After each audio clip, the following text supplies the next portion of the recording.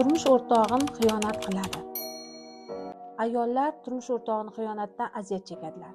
Sababini tushunmaydilar. Bilasizmi, agar ayol kishini ongi ostida, ayol kishini qalbida, ichida erkak kishi xiyonatkor degan tushuncha bo'lsa, uni turmush o'rtog'i xiyonat qiladi. Ya'ni shunaqa vaziyatlar bo'ladiki, ayol kishi o'zi bilmagan holda eriga xiyonat qiladi. Bu albatta amaliy jihatdan bo'lishi shart emas.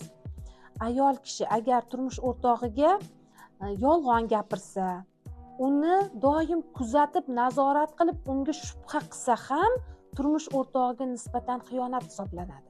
Va bu xiyonat turmush o'rtog'i tomonidan rostmana xiyonatni hayotiga kirib kelishiga sabab bo'ladi. Aziz ayollar, turmush o'rtog'inglarni sevib, ardoqlab ishoninglar.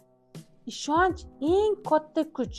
Agar siz turmush o'rtog'ingizga ich-ichingizdan, qalbingizdan ishonsangiz, u odam sizga xiyonat qilmaydi.